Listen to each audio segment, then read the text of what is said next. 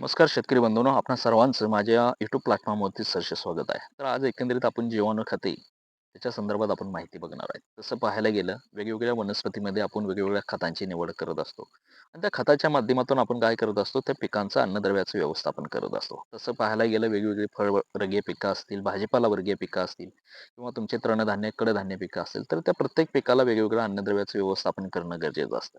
एकंदरीत अन्नद्रव्याचं व्यवस्थापन करत असताना 50% अन्नद्रव्याचं व्यवस्थापन हे आपण रासायनिक खताच्या माध्यमातून करत असतो. 30% अन्नद्रव्य व्यवस्थापन हे आपण सेंद्रिय खताच्या माध्यमातून करत असतो आणि राहिलेले जे 20% अन्नद्रव्य व्यवस्थापन आहे ते आपण जीवाणू खताच्या माध्यमातून करत असतो. आता हे 20% अन्नद्रव्य व्यवस्थापन जीवाणू खताच्या माध्यमातून करत असतो म्हणजे काय करत असतो? जीवाणू खतं वापरली म्हणजे आपल्याला ते जीवाणू खताच्या माध्यमातून अन्नद्रव्य व्यवस्थापन कसं होत असतं?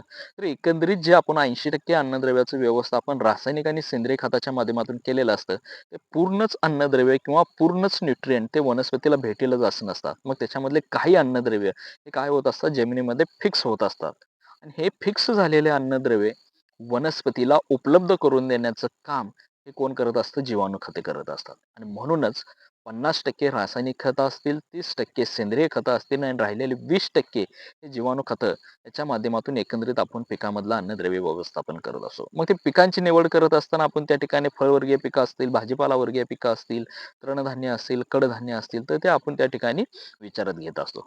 तर एकंदरीत ह्या जीवाणू खतांचं महत्त्व आपल्याला काय आहे त्या ठिकाणी बघणं गरजेचं आहे. मुळातच त्याच्यामधलं जे पहिलं महत्त्व आहे, की अन्नद्रव्याची 100% उपलब्ध करून देण्याचं काम आहे ते आपल्याला जीवाणू खतं करत असतात. म्हणजे कसं तर एकंदरीत फिक्स झालेले स्फुरद असेल, पालाश असेल, नत्र असेल किंवा झिंक असेल किंवा सल्फर असेल, तर हे वनस्पतीच्या मुळाच्या सान्निध्यामध्ये काय होत असतात, तर फिक्स होत असतात. ते 100%च वनस्पतीला उपलब्ध होतील असं नाही. हे फिक्स झालेले अन्नद्रव्ये काय करत असतात, उपलब्ध करून देण्याचं काम म्हणजेच अन्नद्रव्याचं एक चांगल्या पद्धतीने व्यवस्थापन या जीवाणू खताच्या माध्यमातून होत असतं. दुसरी गोष्ट आहे जमिनीची सुपीकता वाढत असते. तर एकंदरीत पाहायला गेलं तर जास्त प्रमाणात रासायनिक खतांचा वापर असेल आणि कमी प्रमाणात सेंद्रिय खतांचा वापर असेल, त्याच्यामुळे काय होत गेलं, जमिनीची सुपीकता आहे ती कमी होत गेली आणि ही जमिनीची सुपीकता जर वाढवायची असेल, तर जमिनीमध्ये आपल्याला जीवाणू खतांचा वापर करणं गरजेचं आहे. पण जीवाणू खतांचा वापर करायच्या अगोदर आपल्या जमिनीमधला सेंद्रिय कर्बाचं प्रमाण जास्त असणं, म्हणजेच ऑर्गॅनिक मॅटरचं प्रमाण जास्त असणं हे गरजेचं असतं. त्याचबरोबर तिसरा जो फायदा आहे, जमिनीचा पोत सुधारतो. जर जास्त प्रमाणात जीवाणू खतांचा वापर करून आपण अन्नद्रव्याचं व्यवस्थापन केलं, तर आपल्या जमिनीचा पोत देखील त्या ठिकाणी आपल्याला काय होत असतो, चांगल्या पद्धतीने सुधारत असतो. त्याचबरोबर चौथा जो फायदा आहे, तर एकंदरीत रासायनिक खतं आणि सेंद्रिय खताच्या माध्यमातून होणारा जो खर्च आहे, तो 25 ते 30% खर्च कमी करण्याचं काम सुद्धा आपल्याला जीवाणू खताच्या माध्यमातून करता येतं आणि त्याच्यामुळे ही एकंदरीत आपल्याला फायदे जे आहेत, ते जीवाणू खताच्या माध्यमातून भेटत असतात. त्याचबरोबर जीवाणू खतांचा वापर करत असताना कोणकोणती काळजी घेणं देखील गरजेचं असतं. मुळातच जीवाणू खतांचा वापर कोणत्या स्टेजला प्लॉटमध्ये करणं गरजेचं आहे. त्याच्यामधला पहिला जो गुणवत्ता आहे, ते पाहायला गेलं तर जीवाणू खतांचा वापर करत असताना जमिनीमध्ये ओलावा असणं गरजेचं आहे. मुळातच जे पावडर फॉर्ममधले किंवा लिक्विड फॉर्ममधले जे जीवाणू खतं असतात, ते बॉटलमध्ये असतात तोपर्यंत इनॅक्टिव्ह फॉर्ममध्ये असतात आणि ज्यावेळेस ते आपण वनस्पतीमध्ये किंवा प्लॉटमध्ये अप्लाय करत असतो, त्या प्लॉटमध्ये ओलावा असणं तितकंच गरजेचं आहे आणि ओलावा असेल तरच हे जीवाणू काय करत असतात, ॲक्टिव्ह होत असतात आणि त्याचाही आपल्याला काय होत असतं, भविष्यामध्ये फायदा होत असतो. त्याचबरोबर जी जमीन आहे ती आपली अल्कलाईन असता कामा नये. जर जमीन जास्त प्रमाणात अल्कलाईन असेल, तर ही जी जीवाणू खते वापरत असतो, त्याचा पाहिजे तितक्या प्रमाणात आपल्याला रिझल्ट त्या ठिकाणी दिसून येणार नाही. त्याचबरोबर तिसरं जे आहे, ते जमिनीमध्ये ऑर्गॅनिक पदार्थ म्हणजे सेंद्रिय पदार्थांचं प्रमाण जास्त असेल. मुळातच जीवाणू खतांचं जे खाद्य असतं ते कोण असतं, तर जे जमिनीमध्ये असणारे जे सेंद्रिय कर्ब असतील, ऑर्गॅनिक मॅटर्स असतील, त्याच्यावरती हे जीवाणू काय करत असतात, स्वतःची उपजीविका भागवत असतात आणि जो जमिनीमध्ये फिक्स झालेला नत्र, स्फुरद, पालाश, त्याचबरोबर सल्फर असेल, झिंक असेल किंवा जी इतर वेगवेगळे अन्नद्रव्य आहेत ते उपलब्ध करून देण्याचं काम करत असतात. म्हणूनच जमिनीमध्ये सेंद्रिय पदार्थांचं प्रमाण देखील तितकंच जास्त असणं देखील गरजेचं आहे. तर हे एकंदरीत आपल्याला त्या ठिकाणी गोष्टी लक्षात आणणं गरजेचं आहे. त्याचबरोबर जीवाणू खतांची निवड करत असताना कोणत्या जीवाणू खतांची निवड करणं हे देखील तितकंच गरजेचं आहे. मग त्याच्यामध्ये पावडर फॉर्ममधले जीवाणू खते असतील किंवा द्रवरूप फॉर्ममधले जीवाणू असतील. पावडर फॉर्ममधले जीवाणू खतांचा विचार करायला गेला, तर ते जीवाणू खतांची जी एक्सपायरी डेट आहे, ज्यावेळेस आपण एखाद्या कंपनीचं किंवा एखाद्या विद्यापीठाचं आपण जीवाणू खताची निवड करत असतो, त्यावेळेस साधारण 6 महिने इतकी एक्सपायरी डेट असणारी शक्यतो जीवाणू खताची निवड करायची आणि त्याचबरोबर लिक्विडमधले जे जीवाणू खतं असतील किंवा द्रवरूप फॉर्ममधले जे जीवाणू खतं असतील, साधारण त्यांची एक्सपायरी जी डेट असते ती 8 ते 1 वर्षापर्यंत म्हणजेच 8 महिने ते 1 वर्षापर्यंतची एवढी व्हॅलिडिटी असणारे जीवाणू खतांची निवड करणं हे तितकंच गरजेचं आहे. त्याचबरोबर सगळ्यात महत्त्वाचं असतं ते CFU काउंट म्हणजे प्रति ग्रॅम पावडरमध्ये असेल किंवा प्रति ml लिक्विडमधले जे जीवाणू खतं असतात त्याच्यामधलं सूक्ष्म जीवाणू म्हणजे जीवाणूंचं काउंट किती आहे हे देखील पाहणं तितकंच गरजेचं आहे. पावडर फॉर्ममधले जर जीवाणू खतं असतील तर साधारण त्यांचा जो CFU काउंट आहे तो साधारण 5 × 10⁷ इतका प्रति ग्रॅममध्ये काउंट असेल CFU काउंट. तर अशीच पावडर फॉर्ममधली जीवाणू खतांची निवड आपल्याला त्या ठिकाणी करायची आहे.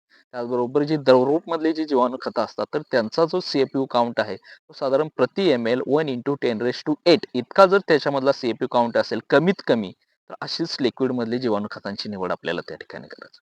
त्याचबरोबर तिसरी एक महत्त्वाची गोष्ट आहे, की ज्यावेळेस आपण जीवाणू खतांची निवड करत असतो, त्याच्यामधला जो कॅरियर बेस आहे, तो त्या ठिकाणी बघणं गरजेचं असतं. पावडर फॉर्ममधला जर जीवाणू खतांची निवड आपण करत असेल, तर त्याच्यामध्ये वेगवेगळे कॅरियर्स असतात. काही म्हणत असतात माझा डेक्स्ट्रोजचा कॅरियर आहे, काही जण म्हणत असतात माझा लिग्नाइटचा आहे, काही जण म्हणत असतात माझा टॅल्कामचा आहे. तर तसं पावडर फॉर्ममधल्या जीवाणू खतांचा जर विचार करायला गेलं, तर जेवढा लिग्नाइटचा कॅरियर बेस असेल, तर ती जीवाणू खतं बेस्ट समजली असं जातात.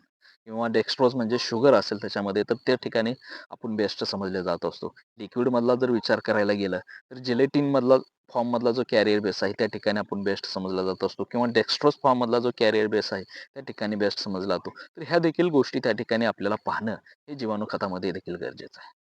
तर एकंदरीत पुढची जी गोष्ट आहे, तर कोणकोणत्या पिकासाठी कोणकोणती जीवाणू खतांची निवड करणं ते तितकंच गरजेचं आहे. तसं पाहायला गेलं, नत्र स्थिरीकरण करण्यासाठी असेल, स्फुरद स्थिरीकरण करण्यासाठी असेल, पालाश असेल, झिंक असेल, सल्फर असेल, अशा वेगवेगळ्या अन्नद्रव्यांचे व्यवस्थापन करत असताना, स्थिरीकरण करत असताना वेगवेगळी जीवाणू खतं त्या ठिकाणी बघत असतो. तर त्याच्यामधला पहिला जो आहे, नत्र स्थिरीकरण करणारी जीवाणू खते.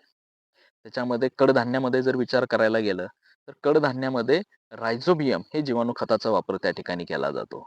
म्हणजेच काय असतं जमिनीमध्ये किंवा हवेमधला जो असणारा नत्र आहे तो उपलब्ध करून देण्याचं काम आहे ते आपल्याला नत्र स्थिरीकरण जीवाणू खताच्या माध्यमातून म्हणजेच रायझोबियम या जीवाणू खताच्या माध्यमातून कडधान्यामध्ये आपल्याला जास्त प्रमाणात करून येत असतं. त्याचबरोबर तृणधान्य किंवा जे एकदल वर्गीय पिकं असतात त्याच्यामध्ये ॲझोटोबॅक्टर किंवा ॲझोस्पिरिलियम या जीवाणू खताचा वापर आपण त्या ठिकाणी करत असतो. त्याचबरोबर जे शुगरकेन सारखी, ऊसासारखी किंवा जे शुगर बेस्ड जे क्रॉप्स असतात, त्याच्यामध्ये ॲसिटोबॅक्टर नावाचं नत्र स्थिरीकरण करणारे जीवाणू खताचा वापर आपण त्या ठिकाणी करत असतो.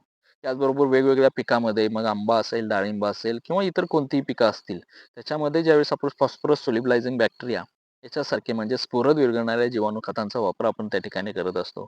म्हणजेच काय जे रासायनिक आणि सेंद्रिय खताच्या माध्यमातून जे आपण अन्नद्रव्य दिलेलं असतं, जे स्फुरद दिलेलं असतं, ते स्फुरद आपल्या जमिनीमध्ये फिक्स झालेलं असतं आणि ते फिक्स झालेलं स्फुरद उपलब्ध करून देण्याचं काम जे आहे ते फॉस्फरस सोल्युबलायझिंग बॅक्टेरिया म्हणजे स्फुरद विरघळणाऱ्या जीवाणू खताच्या माध्यमातून आपण त्या ठिकाणी करत असतो. त्याचबरोबर तिसरं जे जीवाणू खत आहे, ते पोटॅश मोबिलायझिंग बॅक्टेरिया म्हणजेच पालाश हालचाल करणारे जे जीवाणू आहे, ते जमिनीच्या मुळामधलं जे सानिध्यामध्ये काय करत असतात, तर जे फिक्स झालेलं पालाश आहे, ते उपलब्ध करून देण्याचं काम हे कोण करत असतं? पोटॅश मोबिलायझिंग बॅक्टेरिया करत असतं. त्याचबरोबर मार्केटमध्ये अजून झिंक सोल्युबलायझिंग बॅक्टेरिया आहे, त्याचबरोबर सल्फर मोबिलायझिंग बॅक्टेरिया आहे. अशी वेगवेगळी जीवाणू खतं आपल्याला मार्केटमध्ये भेटत असतात. त्याचबरोबर अजून स्फुरद सुद्धा उपलब्ध करून देण्याचं काम तुमचं मायक्रोरायझा करू शकतं. त्याचबरोबर पेनिसिलियम नावाची बुरशी आहे, ती देखील त्या ठिकाणी करू शकते. त्याचबरोबर फॉस्फोबॅक्टर म्हणून जीवाणू खत मार्केटमध्ये उपलब्ध आहे. त्याच्या माध्यमातून सुद्धा स्फुरदची उपलब्धता होत असते. तर हे एकंदरीत जीवाणू खतं आपल्याला मार्केटमध्ये उपलब्ध असतात. तर एकंदरीत सर्व शेतकरी बांधवांना ही माहिती कशी वाटली? कमेंटच्या माध्यमातून जरूर सांगा आणि ज्याही शेतकरी बांधवांनी अजूनही आपल्या YouTube चॅनलला लाईक, शेअर आणि सबस्क्राईब केलं नसेल, तर त्या शेतकरी बांधवांनी जरूर सबस्क्राईब करावे. धन्यवाद.